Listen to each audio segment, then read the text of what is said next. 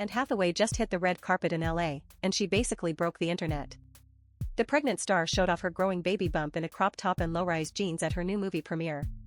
Total Y2K vibes, and she looks absolutely glowing. She's clearly not hiding anything, just owning that pregnancy style. But fans are already split on the look. Some are loving the throwback fit, others are saying it's a fashion risk.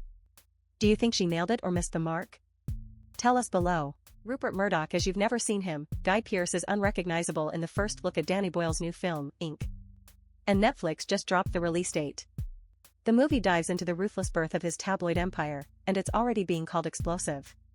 It hits select theaters December 11th, then lands on Netflix January 8th. This is the drama everyone's going to be talking about. Do you think Pearce nailed the look? Tell us below. A female sniper is taking on ISIS, and the first teaser is here. The movie's called No Paradise If You Are Killed by a Woman. It's being pitched as a full-on revenge thriller, and the title alone is a gut punch.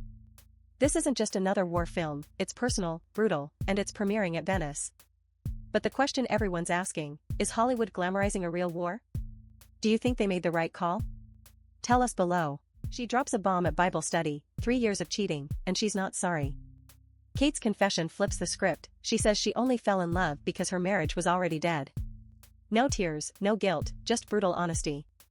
Her husband's reaction? Not what you'd expect. This isn't a breakup story, it's a rewrite of the rules. Do you think she made the right call?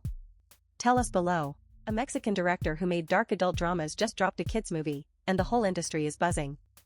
The newcomers just premiered at Locarno, and within days, a German sales company snagged worldwide rights. That's a fast move. This is Rodrigo Pla's first family film, and insiders are calling it a total pivot. Will this new direction make or break his rep? Do you think they made the right call?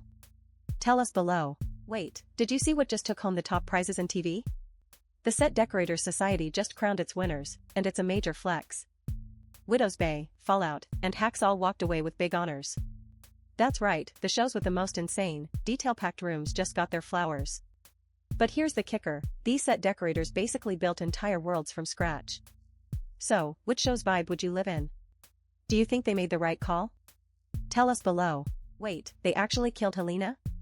That's the season 3 finale twist nobody saw coming. The show's moral heart is gone. Faya Sabin says it's pure tragedy, and they totally changed Mailer's storyline from the books to get there.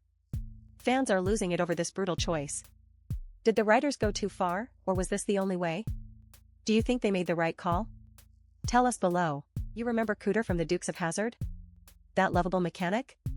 Ben Jones just passed away at 84 from a heart attack. His wife broke the news on Facebook. But here's the twist, he didn't just fix cars on TV.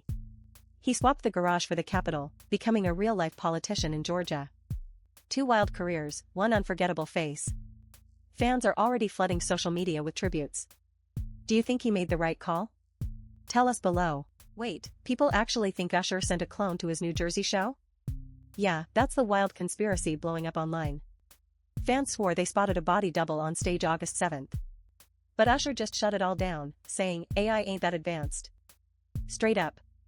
No clone, no trickery, just him doing his thing. Still, the internet's not fully convinced. So, do you think they're seeing things, or is there something shady going on? Tell us below. A teenager growing up in a UN compound in Africa just became the talk of Locarno.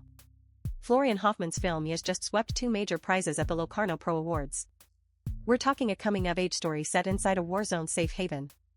It beat out projects from 5 different countries. That's a huge flex for a debut. The buzz is already insane, and everyone's wondering if it's heading for the Oscars. Do you think they made the right call? Tell us below.